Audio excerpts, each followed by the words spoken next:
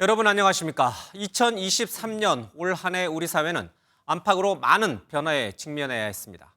전 세계를 휩쓸었던 코로나 사태로 맞이한 인플레이션과 고금리, 그리고 우크라이나 전쟁으로 뛰어오른 원자재 가격 등으로 우리 경제와 수출은 많은 어려움을 겪었습니다.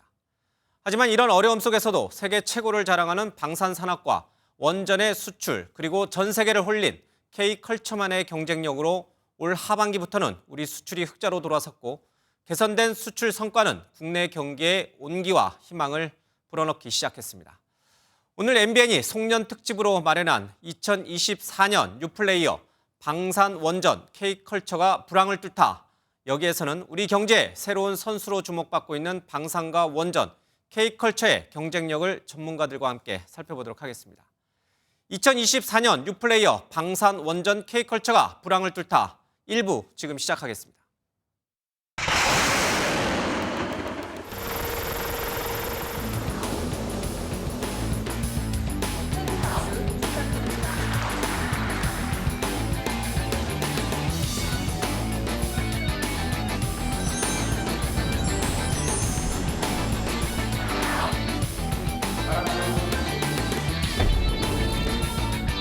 방산협력은 원전, 건설, 반도체 등 다른 산업 분야와 연계돼서 일자리 창출 등 국가 경제 발전에 크게 기여하고 있습니다.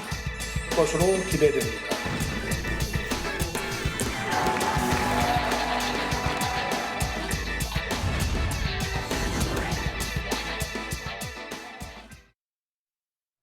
오늘 토론은 1부와 2부로 나눠 진행할 예정인데요. 먼저 1부 토론에서는 글로벌 시장에서 금맥을 캐고 있는 방산과 원전 산업에 대해 살펴보겠습니다.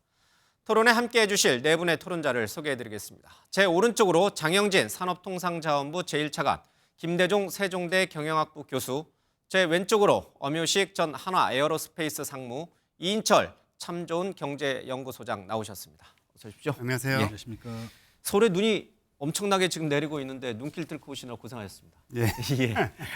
자, 이 눈이 많이 한방눈이 내리면은 이제 그 다음에 풍년이 든다고 하는데 올해 가는 이 마지막에 눈이 내렸으니까 내년 우리 경제도 좀 좋은 소식이 많이 들려왔으면 좋겠습니다. 자, 올해 한 해의 경제를 좀 살펴봐야 될 것 같습니다. 사실 올 경제를 얘기하면 기업은 기업대로 또 가게는 가게대로 너무 힘들다, 취업도 안 된다 이런 곡소리들이 여기저기서 많이 터져 나왔습니다. 그런데 숫자만 놓고 보면은 OECD 이 경제협력개발기구에서는 전체 회원국 35개국 가운데 우리나라를 2위 정도로, 그러니까 좋은 경제 흐름을 보였다 이렇게 이제 평가를 했습니다. 이 소장님, 이렇게 우리 경제를 외국에서는, 우리는 이제 안에서는 굉장히 힘들다고 했지만 바깥에서는 우리 경제를 높게 평가한 이유가 뭡니까? 그렇습니다. 이게 사실은 올해 우리나라 경제 성적표가 경제협력개발기구 가운데 35개국 가운데 2위다라고 하면 예. 전혀 체감이 안 된다.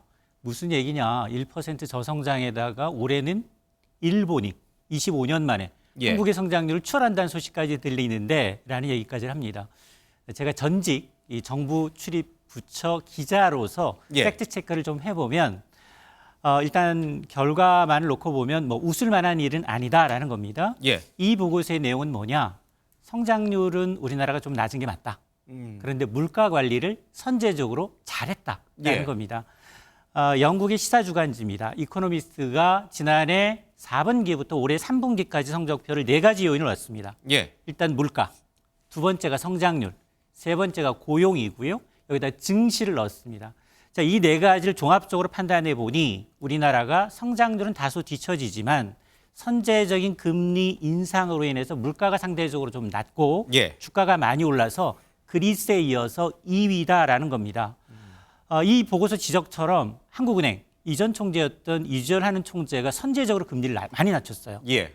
주요 국 가운데 우리나라가 가장 먼저 금리 인하를 시작했습니다. 2021년 8월부터 내렸어요. 예. 미국은 우리보다 물가가 더 높았는데도 불구하고 2022년 3월 첫 금리 인하를 시작했기 때문에 당시만 하더라도 미국은 한국은 물가 사정도 우리보다 나쁘지 않은데 왜 먼저 금리를 선제적으로 올리느냐 의구심을 제기했거든요. 예. 결과는 한은이 맞았습니다. 그런데 여기서 빠뜨린 게 있습니다. 이 보고서에서 물가 선방한 데는 선제적인 금리 인상도 있었지만 정부가 공공요금을 온몸으로 막았다라는 겁니다. 예. 사실은 지난해 전기요금, 가스요금 폭탄 얘기하지만 예. 지난 2년 동안 우리가 전기요금, 가스요금 40에서 60% 올랐어요. 예. 근데 주요 선진국들은 2배 내지 3배 올랐습니다. 그러다 보니까 이창용 현 하는 총재는 뭐라고 얘기하고 있느냐? 공짜 점심은 없다라는 겁니다. 예. 지금은 이제 정부가 물가 관리 목표로 해서 전담 관리하고 있거든요. 주요 28개 품목에 대해서 담당 공무원이 정해졌습니다. 사과 가격이 너무 많이 오르니까 사과 국장. 여기다가 이 치킨 가격이 올랐기 때문에 치킨 사무관이 따로 있습니다. 그럼에도 불구하고 물가는 오르고 있거든요. 예. 여기서 얘기한 게 뭐냐? 이렇게 정부가 지금 물가 관리에서 다소 낮아진 것처럼 보이지만 그러나 지금은 관리가 되는 것처럼 보이지만 물가가 떨어지는 속도가 굉장히 둔화될 수 있기 때문에 예. 이런 물가 고통이 내년으로 이어질 수 있다는 거예요. 그래서 한마디로 놓고 보면 외국에서 우리나라의 경제 성적표를 보면 우등상을 준 건 맞아요. 예. 근데 실제 체감하고 있는 우리 국민들은 무슨 얘기냐. 너무 힘들다. IMF보다 더 힘들다라는 얘기를 하고 있습니다. 정부 부처를 대표해서 장 차관님이 나오셨으니까 반론할 기회 드리겠습니다. 예. 이제 이코노미스트에서 평가를 한 부분은 어떻게 보면 우리 정부가 어떤 포퓰리즘의 유혹을 좀 거부하고 예. 힘들지만 건전 재정을 바탕으로 한 물가 안정 기조를 위해 노력한 결과라는 부분이고요. 예. 저희들이 그런 재정 확대에 의한 경제 성장보다는 규제 완화와 기업 투자 환경 개선을 통해서 예. 그동안 노력해왔고 그것들이 이제 지난 5월 이후 하반기부터 수출과 투자 확대 이런 부분으로 나타나고 있기 때문에 예. 전반적으로 어차피 경제는 선택의 문제지만 어떻게 가느냐가 굉장히 중요한데 저희들은 우리 일반 서민들의 그 에너지 요금 인상 이런 부분 부담을 좀 줄여주면서도 예. 어떤 경제 성장의 어떤 활력을 좀 높이고자 하는 그런 정책적 선택을 했다고 말씀드릴 수 있습니다. 그러니까 그런 정책적, 그러니까 물가를 아예 억누르는 건 아니지만 현실화하는 차원에서도 불구하고 성장을 위한 여러 가지 규제 완화라든지 그런 동력을 계속 끌어올렸다. 그런 정책적 조합을 해나갔다는 그 말씀을 드리는 그 겁니다. 평가로 이제 바깥에서 봤을 때 우리나라가 그렇습니다. 전 세계가 다 어려웠지만 그래도 우리나라는 선방했다 이렇게 평가할 수 있다 이런 뜻이군요. 예. 김 교수님은 어떻게 보세요? 이제 고물가, 고금리 또 여러 가지 이제 얘기들이 다 나왔습니다만 이 성장률 저하 문제까지 복합적으로 우리 경제가 뭔가 이 위기에 직면한 거 아니냐 이런 시각도 있는 것 같아요. 예, 그렇습니다. 이제 고금리, 고물가, 고환율을 이제 삼고라고 부르고 예. 우리 삼고 시대를 우리가 어떻게 극복해 나갈 것이냐 이런 거였는데요. 윤석열 정부는 좀 시장 경제 원칙에 좀 충실하자. 우리 정부가 기존 정부처럼 국가 재정을 통해서 경기를 부양하면 이것이 이제 구축 효과라는 걸 가져옵니다. 예. 구축 효과라고 하는 것이 민간 경제를 위축시킨다는 건데요. 그러면 우리가 국가가 재정을 확대하면 우리 서민들의 물가가 안정되고 일자리를 만들어주는 것은 굉장히 좋은 것 같이 보이지만 이게 민간 경제를 위축시키기 때문에 아주 바람직하지 못한 겁니다. 예. 그래서 충실하게 우리나라는 또한 지금 원화가 전 세계에서 이용되는 비율이 0.1%밖에 안 됩니다. 우리나라가 GDP는 세계 9위고 제조업 수출액 기준은 세계 5위입니다. 그렇지만 원화가 결제되는 비율은 전 세계에서 0.1% 정도밖에 안 되고 국제금융은 아주 순위가 낮습니다. 예. 한 30위권입니다. 이러다 보니까 우리나라가 OECD에서 이렇게 평가를 잘하고 간 이유가 비기축통화국이면서 이렇게 건전 재정을 잘 유지했다는 겁니다. 예. 바로 그런 거고 저는 우리 국민들에게 희망을 하나 드리고 싶은 게 2024년도에는 우리 한국 경제가 또 크게 성장할 겁니다. 그 이유가 미국의 기준금리를 2024년 3월부터 0.25%씩 3번을 내리기로 했습니다. 예. 총 0.75%를 내리게 될 건데요. 미국이 당초 물가가 9%에서 이번 달에 3.1%로 낮아졌습니다. 그러면 2024년도에는 전 세계가 똑같이 기준금리를 인하하게 될 겁니다. 예. 우리 대한민국은 무역 의존도가 75%로 전 세계에서 두 번째로 높습니다. 한국은 수출과 수입으로 먹고 사는 나라인데요. 이와 같이 전 세계가 좀 정상화되고 교역이 활발해진다 그러면 대한민국이 가장 크게 수혜를 받고 가장 크게 성장하는 나라입니다. 그래서 저는 우리 국민 여러분께서도 2024년도는 2023년보다 훨씬 경제가 성장하고 좋아지고 예. 또 기준금리도 인하하게 됩니다. 저도 이제 금년 2024년 3월부터 기준금리가 인하될 것으로 보고 있는데요. 미국이 3번을 내리겠다고 했습니다. 그래서 한 3개월 정도만 좀 정부나 우리 은행도 좀 지원을 좀 잘해주고 예. 우리 기업들이 앞으로 한 3개월 정도만 좀 잘 버티면 이제 3월부터 기준금리가 인하되고 또 훨씬 경제가 좋아진다. 예. 또 힘내시라 이렇게 또 말씀을 드리겠습니다. 너무 물가도 오르고 취업도 어렵고 또 최근에 뭐 큰 건설사도 이제 워크아웃에 들어간다 이런 소식 안 좋은 소식이 들렸지만 생각만큼 밖에서 볼 때는 우리나라 경제가 굉장히 오래 잘 버텼고 내년에는 교수님 말씀하신 대로 조금 더 희망의 그런 빛이 더 들어온다. 이제 조금 힘을 내자 이런 얘기군요. 예. 실제로 그렇게 막 우리를 막 애태웠던 수출이 올 10월부터는 좀 돌아섰어요. 이게 그쪽 담당하시잖아요. 예. 지무차 가지시니까. 예. 정말 반전시키느라 고생 많으셨습니다. 뭐 기업들과 우리 예. 근로자들이 노력을 많이 했고요. 정부도 예. 거기 좀 힘을 보탠 결과인데 다행스럽게도 지난 10월부터 수출이 예. 돌아서고 또 더 의미가 있는 것은 무역 수지가 지난해 한 470억 불 적자에서 예. 금년 5월까지만 해도 270억 불 적자였는데 수출이 좀 활성화되고 예. 또 수입이 좀 줄어들면서 금년 연간으로 보면 한 100억 불 적자에서 막을 수 있을 것 같습니다. 예. 이게 환율을 좀 낮추는 효과도 있고 물가도 낮추는 효과가 있어서 우리 국민들의 삶에도 굉장히 큰 영향을 미치기 때문에 물론 일자리도 예. 많이 만들어지고요.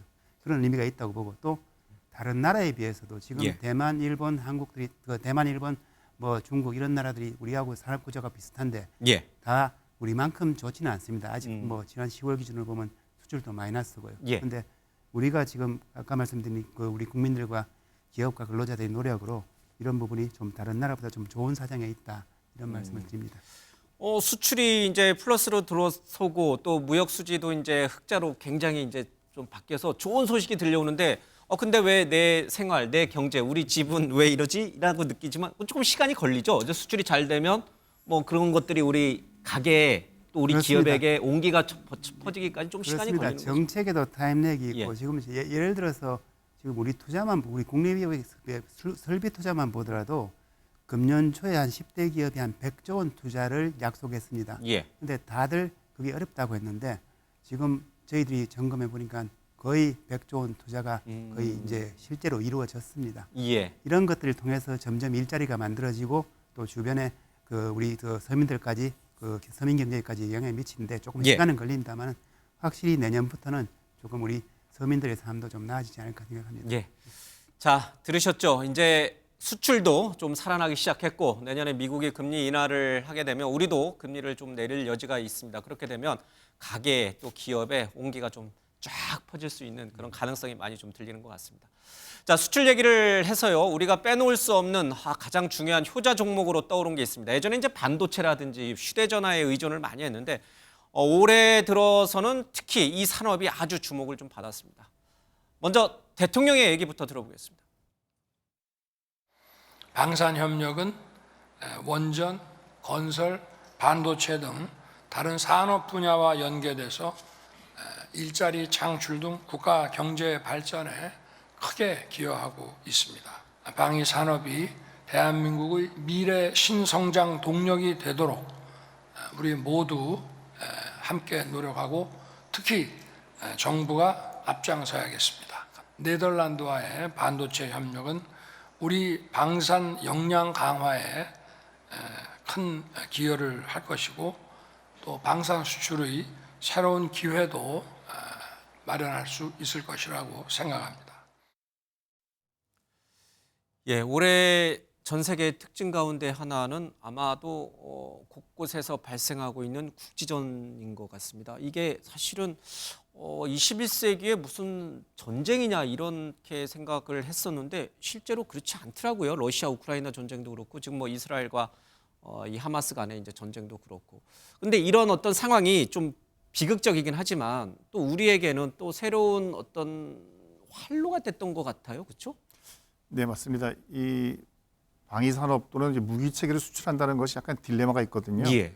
이게 우리 기업은 수출을 해서 어쨌건 이익을 추구하는 반면에 그런 무기들은 어쨌건 어느 나라에선가 사용이 되는 거고 그 무기로 인해서 누군가는 또 피해를 봐야 되는 것이니까. 근데 우리가 뭐 지금 전쟁이 벌어지는 국가에 우리 방산을 수출하는 건 아니잖아요. 그렇죠? 맞습니다. 그래서 우리 정부도 그러한 원칙을 확고히 세워놓고 직접적으로 살상용 무기를 그런 분쟁 지역에 수출을 하지 않겠다라는 게 기본적인 원칙입니다. 예. 선택적인 원칙은 잘 지켜지고 있고 우리가 해외 수출을 할 때도 그러한 여러 가지 요인들을 고려해서 우리 국가에 대한 어떤 그 글로벌적인 신뢰도가 있지 않습니까? 보면. 예. 그러니까 그런 명분을 유지하면서 현재는 그 방산 수출에 몰입을 하고 있습니다. 근데 이게 우리나라가 방산 수출이 전 세계 통틀어서 10위권 안에 들어간 게 갑자기 된 건 아니잖아요. 그렇죠? 사실 대한민국 방산업계에 종사하시는 분들은 지금 이렇게 K 방산으로 방위 산업이 각광받고 있는 이것이 너무 얼떨떨할 정도입니다. 왜냐하면 예. 2000년대 들어서 그 전까지는 주로 해외에 이제 면허 생산을 많이 했었거든요. 보면 그러다가 국내 기술로 제품을 만들기 시작한 것이 이제 2000년부터 방산 예. 제품을 만들었는데 그렇게 만들었던 것들이 2010년대에 들어오면서 이제 방산 비리에 얽매여 가지고 예. 굉장히 많이 국민들의 뭐 이렇게 비난도 받았고 뭐 수사도 받았고 굉장히 고통스러웠습니다. 예. 그래서 그런 기간을 거쳐서 오랜 기간 동안 인고의 시간을 보낸 결과가 지금의 이러한 뭐 국내뿐만이 아니라 해외에서도 우리 방산이 각광받는 거죠. 예. 2020년까지만 해도 우리 방산의 해외 수출액은 약 30억 달러 정도, 뭐 대략 한 3조, 4조 정도가 연평균이었었는데 예. 이게 이제 2021년이 되면서 70억 달러로 올라가고 2022년 작년 같은 경우에는 170억 달러. 예. 이제 올해 같은 경우는 그냥 대략 추산하기에는 약 한 130억 달러 정도, 16조 원 정도의 수출 실적 계약을 한 것으로 일단 뭐 확인이 되고 있습니다. 예. 과거와는 상상할 수 없을 정도의 굉장한 발전을 이룬 거죠. 이 소장님, 그 주로 우리의 방산은 어느 지역으로 수출이 됩니까? 아무래도 좀 분쟁 가능성이 높거나 이제 그런 쪽인가요? 아닙니다. 그건 아니고요. 예. 사실은 우리가 이제 전쟁 6.25 전쟁 이후에 미군이 놔뒀던 이제 군용 차량을 가지고 시발 자동차에 효시가 됐죠. 예. 마찬가지로 탄환 하나 못 만들고 미국이 원조를 받던 나라에서 우리가 어느 순간 갑자기 부각된 건 아닙니다. 물론 두 개의 전쟁이 동시에 발생을 하면서 수혜를 입었다라는 건 맞지만 직접적인 분쟁 지역보다는 예. 우리가 이제 지난해 그리고 지지난해를 보게 되면 올해도 아마 이제 방산 톱 10에 진입할 것으로 보이는데 그 무기 면에서 보면 예. 지금 보면 장갑차, 자주포, 전투기, 로켓, 잠수함 등이거든요. 이렇게 예. 다변화되고 있고 국가도 수출 대상국이 종전엔 4개국에 불과했지만 한 12개국으로 확대가 되면서 다변화되고 있는 상황이고요. 예. 종목 품목 역시 6개에서 12개로 물론 이제 군비 경쟁이 강화되고 미중 갈등이 이제 표면화되다 보니까 세계 각국이 국방력을 강화하고 이제 무기 재고를 조금 비축하고 있는 양상이 우리가 수혜를 빈 건 맞습니다. 예. 물론 뭐 그럼에도 불구하고 아직까지는 좀 편중된 면이 없지 않아 있어요. 특히나 이제 최근 들어서는 우리가 이제 이런 무기 수출에 가장 많은 부분을 차지하는 게 폴란드거든요. 예. 폴란드도 정권이 교체되면서 이전 정부가 수주했던 그 수주권에 대해서 백지화할 수 있다라는 뉴스가 나오고 있거든요. 폴란드에 새 정부가 들었으면서 맞습니다. 예. 자, 그러다 보니까 이 폴란드의 경우에는 뭐 우리 무기 수출의 거의 한때는 70%, 올해도 한 30% 예. 정도 되거든요. 가장 많은 이제 비중을 차지하고 있기 때문에 직접 전쟁 당사국은 아니지만 어떤 정치적 변수와 예. 방산과 원전이라는 특성상 기업의 독자적인 기술 개발과 이제 이 품목이 물론 중요하지만 정부 정책과 외교의 노력이 필요하다라는 걸 절실한 상황입니다. 근데 장차관님, 이 무기 수출, 방산 수출은 사실 기업이 생산하는 우리 기업이 수출하고 싶다고 해서 수출할 수 있는 건 아니잖아요. 예, 예. 국제적으로 외교적으로 굉장히 민감한 부분이기 때문에 정부의 어떤 뒷받침, 도움 없이는 이 기업이 방산 수출을 하고 싶어도 하지 못하는 것 같아요. 그래서 매번 대통령이 해외 순방 나갈 때마다 이제 거기에서 우리 방산 수출이 가능하도록 토대를 만들어주는 역할을 했는데 정부로서도 이 부분을 굉장히 중요한, 그러니까 방산을 굉장히 중요한 주 수출 품목으로 정하고 적극적으로 지원하는 그 전략을 써왔던가요? 예, 그렇습니다. 지금까지 그 전에 제가 하나 말씀드리고 싶은 것은 이제 방위 산업에 대해서 뭐 선악의 관점에서 접근하는 예. 부분들이 있습니다. 그런데 이제 우리가 주로 우방국에 수출을 하는데 예. 저는 방위 산업이 어떤 가치를 공유하는 우방국의 국방을 돕는 방위를 돕는 어떤 평화 산업이라는 데 큰 의미를 좀 우리의 두고 싶고. 우방국들에게 주로 그렇습니다. 수출한다. 예를 들어서 우리가 6.25 때 주변국에서 무기를 안 도와줬으면 그때는 이제 저 원조를 받은 거지만 우리가 어떻게 그 막아낼 수 침략을 있겠어요. 했겠습니까? 예, 예. 그러니까 마찬가지로 우리 우방국들도 비슷한 안보 위협이 있는 상황에서 한국이 좋은 그 질 좋은 무기를 제공하는 것만으로도 한국과의 관계가 훨씬 더 강화된다. 그런 의미에서 그 평화 산업이라는 말을 좀 드리고 싶고 무기 산업은 곧 평화 산업이다. 예, 예. 그리고 이제 두 번째로 아까 정부의 역할이 굉장히 중요합니다.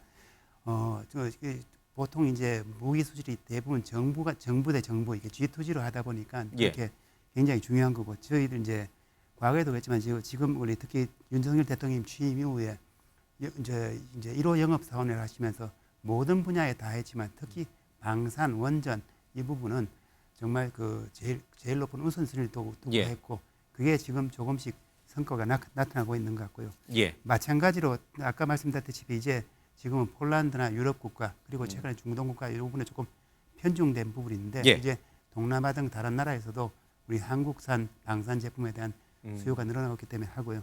하나 말씀드리는 거는 저희들이 이렇게 방산이 갑자기 그 최근에 그 이제 호조를 보이고 있는 것은 우리 ADD 같은 어떤 우리 연구진들의 그동안 수십 년간의 노력이 굉장히 있었다. 또 그분들이 결코 다른 그 연구기관보다 환경이 좋아서가 아니거든요.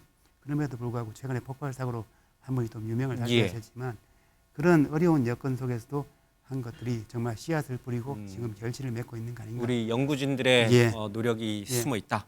연구진 중에 한 분이시죠. 근데 어떻게 생각하세요, 상무님?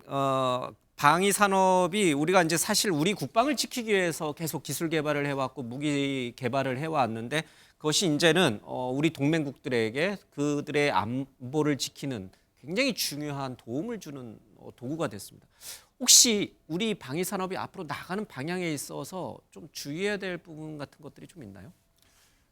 우리 방위 산업은 사실 영어로 얘기하면 디펜스지 않습니까? 보면 우리를 우리 개인과 우리의 가족들, 우리의 삶을 지키는 산업이 사실 방위 산업이기 때문에 이것이 뭐 공격적으로 누구를 파괴하거나 뭐 이런 쪽으로 사실 우리는 접근해서는 안 되겠죠.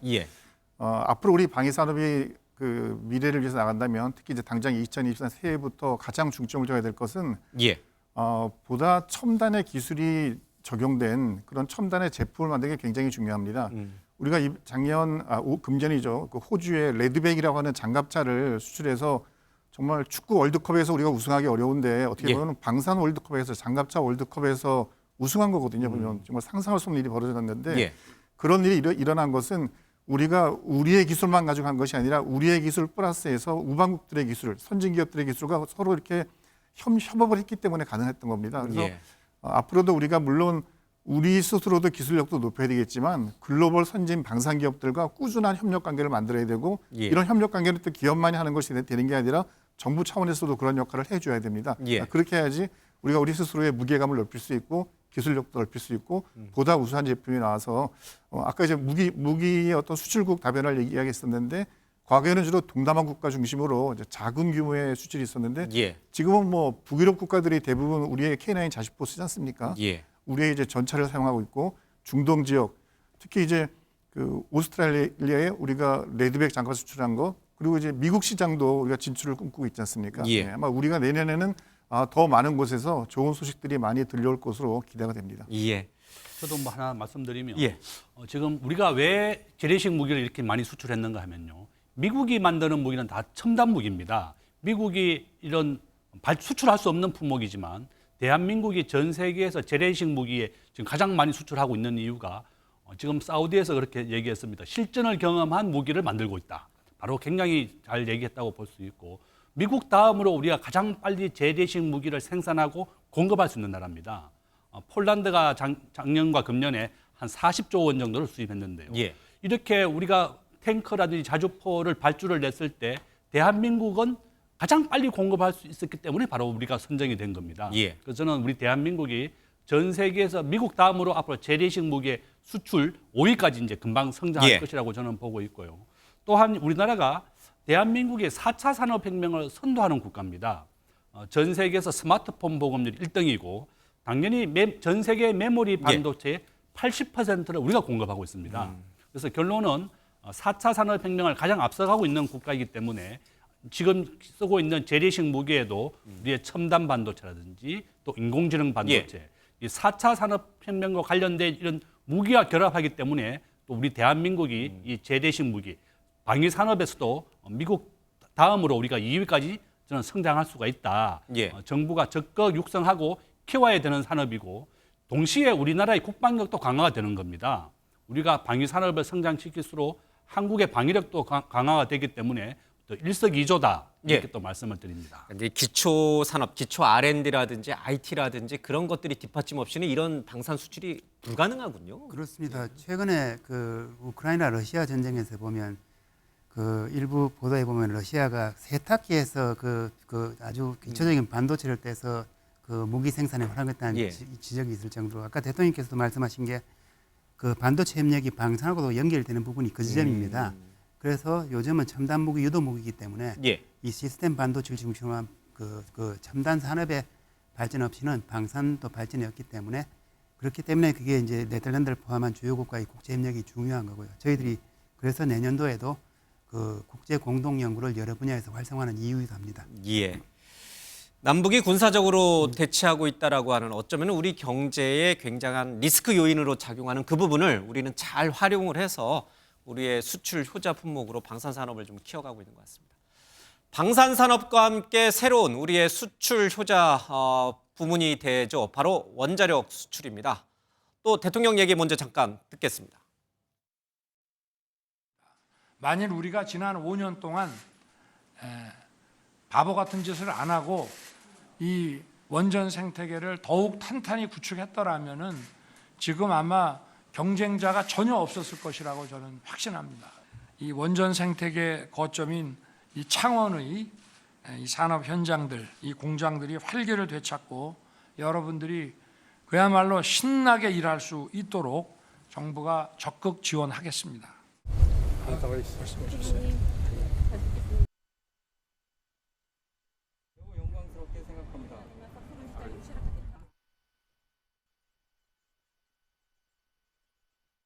한국 역시 2050 탄소 중립을 선언했습니다.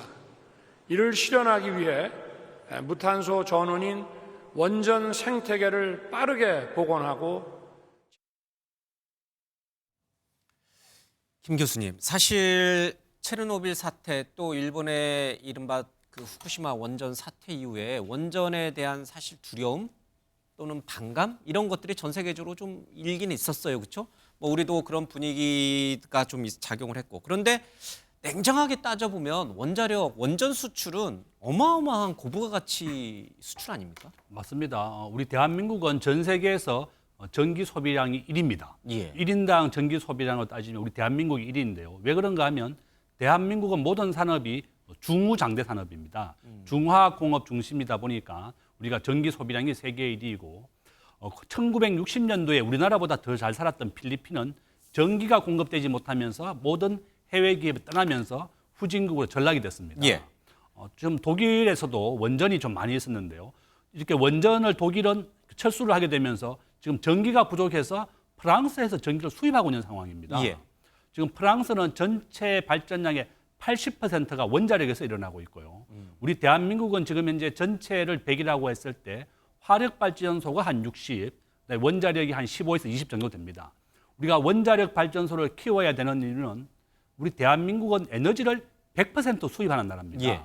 석유를 또 100% 수입을 해서 그걸 가공을 해서 다시 뭐 항공유, 휘발유 또 전 세계에서 두 번째로 우리나라가 또 석유화학 분야 역수출을 하고 있습니다. 예. 이와 같이 우리가 원전을 키우고 양성해야 되는 이유가 우리가 세계 최고의 안전하고 또 기술력을 가지고 있고 우리가 전기가 공급되어야만 우리나라 산업이 더 발전할 수가 있습니다.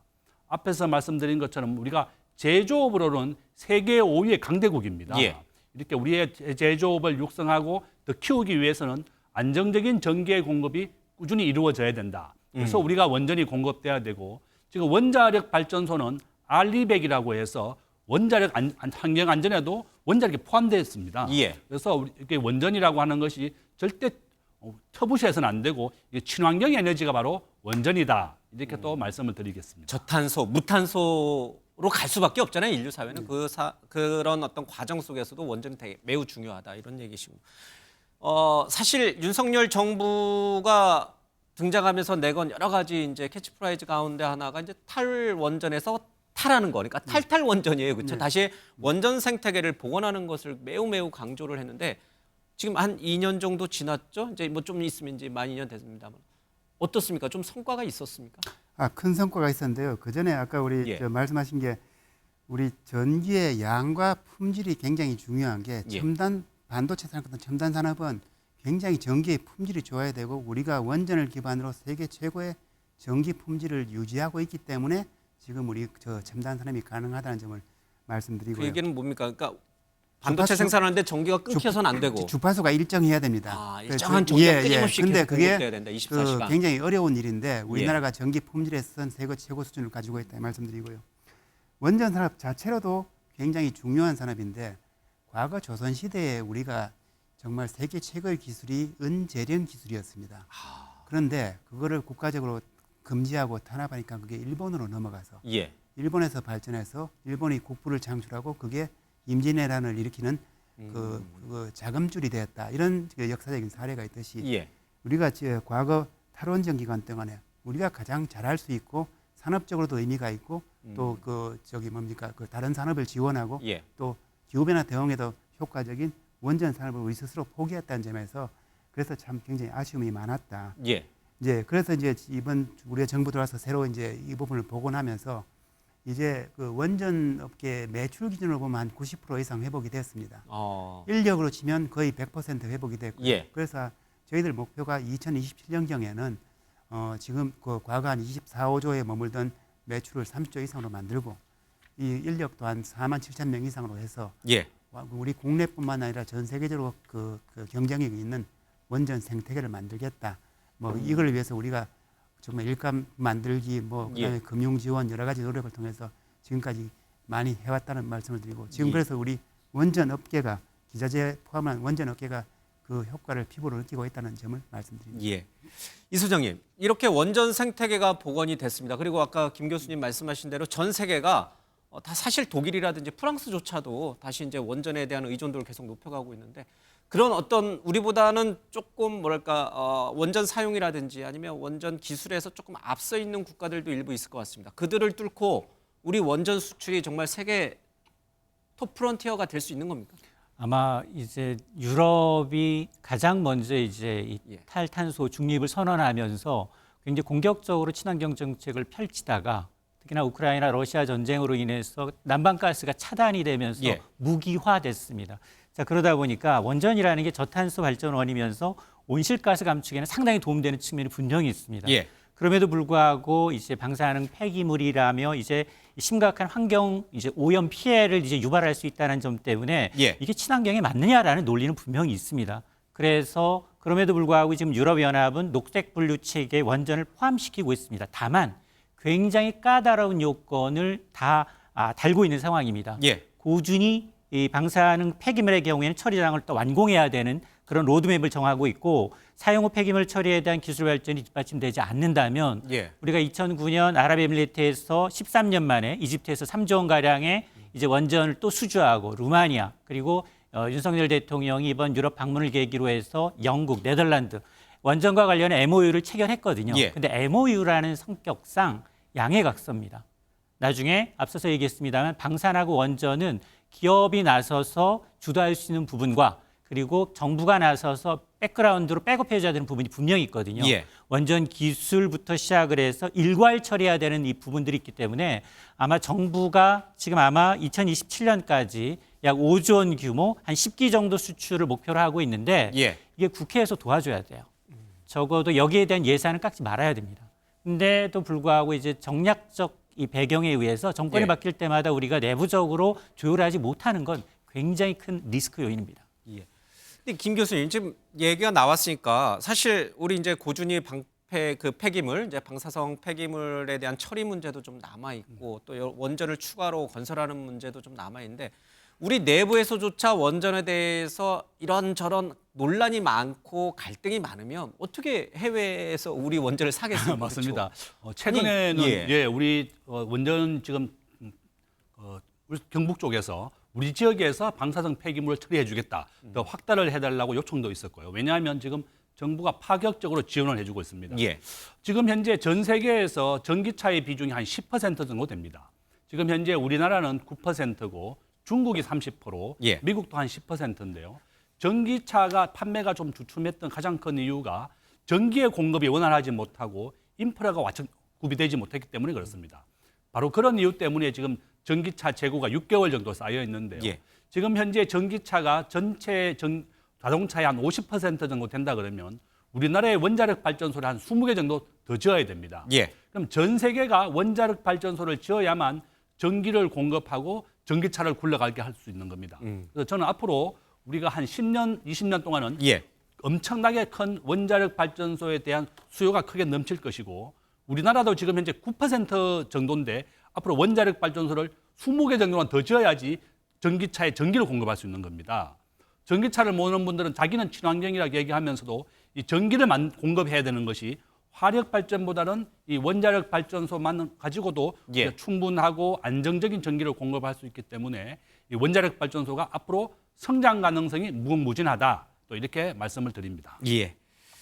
자, 이렇게 올해 잘해왔지만 내년에 더 기대되는 이 방산과 원전 부분을 좀 집중적으로 좀 살펴봤습니다.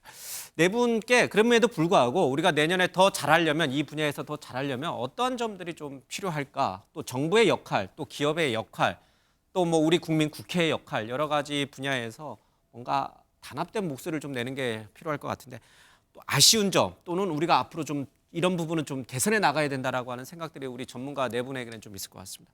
우리 이제 상무님께서는 방산 전문가시니까 방산 분야에서 우리가 좀 아쉬운 게 뭐가 있을까? 뭔가 국회라든지 아니면 정부가 뭐 어떤 점을 좀 해줬으면 좋을까? 네, 방산업계에 있는 분들이 지난 20년 동안, 30년 동안 그 정부에게 이야기한 거는 딱 한 가지입니다. 방산 기업을 옆에서 여러 가지 이렇게 통제하고 있는 규제, 법령, 제도 이런 것들을 기업 활동하기 좋도록 좀 개선해달라는 게 그 일관된 요구였고요. 다행히 이제 금년에도 방위사업법이라고 하는 법이 일부 이제 시행이 개정이 돼서 정해진 기한 내까지 그 제품을 납품하지 못하면 지체상금이라고 하는 어마어마한 어떤 벌칙 제도가 있었는데 그게 굉장히 기업 입장에서 많이 개선이 됐습니다. 예. 아마 대한민국 방위산업계 근무하시는 분들이 가장 2023년에 인상적인 것으로 그런 방위사업법 개정을 생각하고 있는데요. 이제 그런 것처럼 내년도에는 정부가 조금 더 적극적으로 기업들이 활동할 수 있도록 더 좀 제도적 개선해 줄 것이 무엇이냐. 예. 방산 기업에 종사하는 사람들의 사기를 높일 게 무엇인가를 좀 봐야 될 것 같고요. 두 번째는 방산 생태계가 조금 더 원활히 돌아갈 수 있도록 예. 여러 가지 정부가 좀 더 주도적으로 할 수밖에 없습니다. 정부가 할 일은 아까 말씀드린 것처럼 이런 제도나 규제의 철폐, 다음에 이제 무엇보다도 예산이 있어야 되지 않습니까? 예. 국방 예산. 2024년도에도 방위력 개선비로 17조 원이라는 예산이 있는데 이런 지속적인 예산 확보가 필요하겠고요. 그다음에 이렇게 만든 예산을 가지고 우리 국방학연구소에서는 기획, 설계를 잘 해야 되겠고 이런 상태에서 기업은 고품질의 제품을 만들어야 되고 이렇게 만들어낸 제품을 군이 사용함으로써 품질 검증이 완벽히 돼야 되겠죠. 이제 그렇게 되면 그것이 우리 국내 방위산업뿐만이 예. 아니라 해외 수출에도 굉장히 큰 역할을 할 것이라고 봅니다. 여기에 대한 제가 한마디 좀 했으면 좋겠습니다. 저는 정말 정부와 국회에 딱 부탁하고 싶은 건 딱 한 가지입니다. 정말 기업하기 좋은 환경을 2024년 좀 만들어 달라. 지금 우리나라 법인세 26%입니다.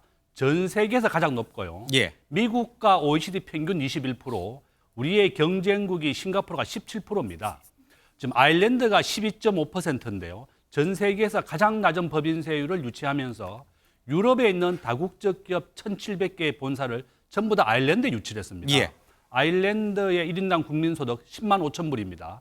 우리나라의 3배 정도 됩니다. 그래서 결론은 정부가 국회가 기업하기 좋은 환경을 만들겠다는 것을 최소한 세계 평균 한 21% 이하로 낮춰줘야 되겠다. 두 번째는 작년 말 기준으로 우리나라 외국인 직접 투자 유출액이 유입액의 4배나 많습니다. 우리나라 기업들이 한국에 공장을 짓지 않고 전부 다 미국이나 베트남으로 공장을 옮기고 있습니다. 대학생 청년 취업률 지금 45%입니다. 예. 기업하기 좋은 환경이 아니고 법인세가 높고 또 우리나라의 세 번째는 4차 산업혁명에 대한 규제가 너무 많습니다. 예. 우리나라에는 우버와 에어비앤비 다 금지시켜버렸습니다. 예. 대한민국의 스마트폰 보급률이 세계 1등인데요. 우버가 금지된 나라입니다. 호주는 우버를 허용하고 우버가 벌어들인 돈의 10%를 택시 산업 발전의 기금을 사용하면서 상생을 선택했습니다.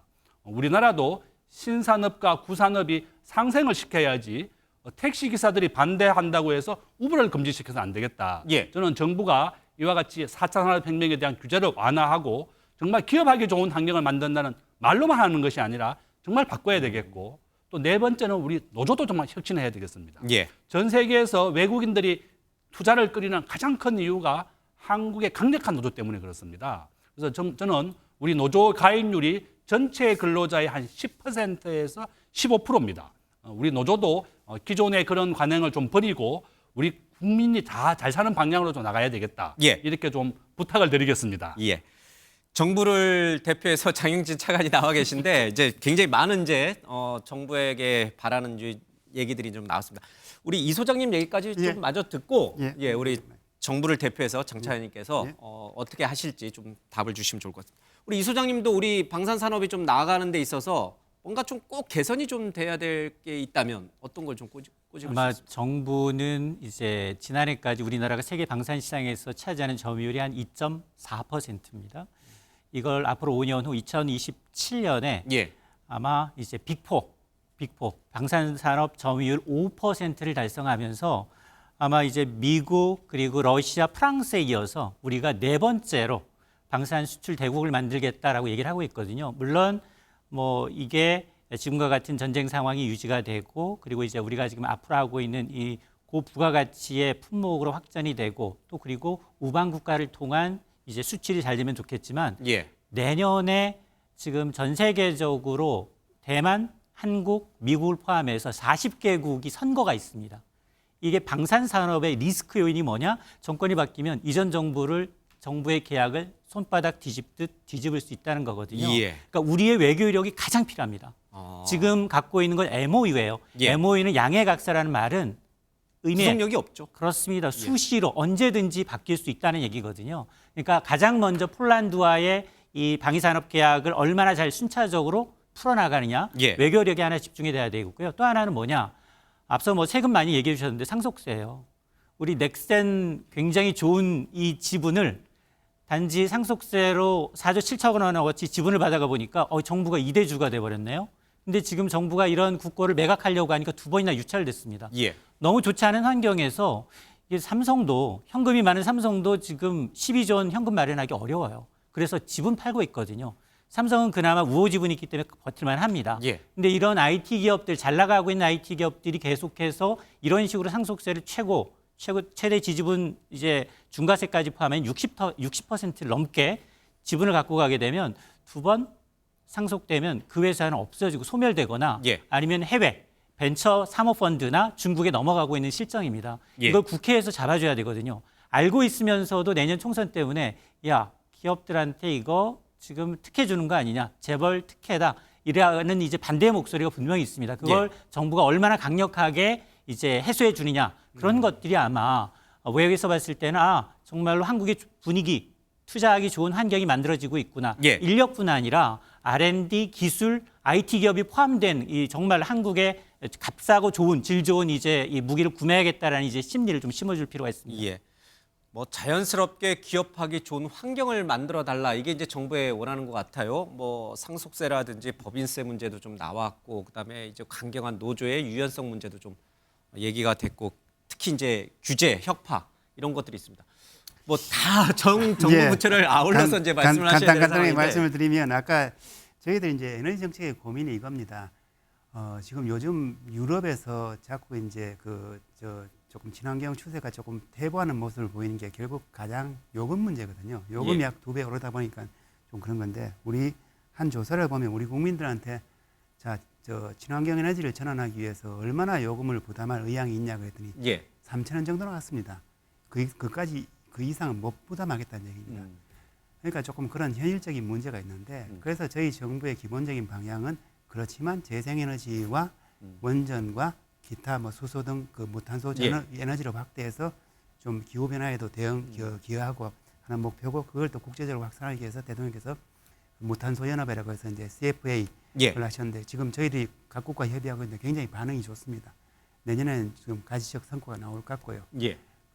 저희들이 드리는 말씀이 재생에너지 자체도 목표가 돼서는 안 되고, 원전 자체도 그 자체로 목표가 돼서는 안 되고, 기후변화 그 자체가 목표가 돼야 되는데, 그러기 위해서는 사용한 무탄소 에너지를 다 골고루 활용해야 된다. 예. 뭐 모든 에너지는 다 장단점이 있습니다.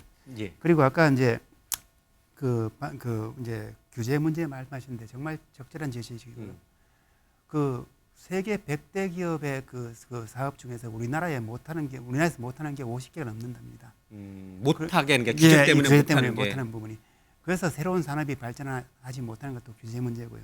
아까 말씀하신 상속세 문제도 저희들이 굉장히 고민하고 있는 부분이고, 뭐 세계 최고가 좋은 걸로 돼야지 예. 그런 부분에서까지 세계 최고로 할 이유는 없다고 보고 저희들이 같이 노력하는 부분입니다. 아무튼 지난 한 해 어려운 과정에서도 우리 기업 근로자 국민들이 다 예. 노력해서 뭐 수출, 외국인 투자 모든 면에서 좋은 성과를 이제 점점 좋은 성과를 보는데 내년에 더 좋은 성적이 기대됩니다만은 저희들이 그래도 여러 가지 그 우려되는 요인들도 있기 때문에 예. 그걸 잘 관리해 나가면서 내년에는 우리 국민들의 삶이 좀 나아지도록 그렇게 노력하겠다는 말씀을 드립니다.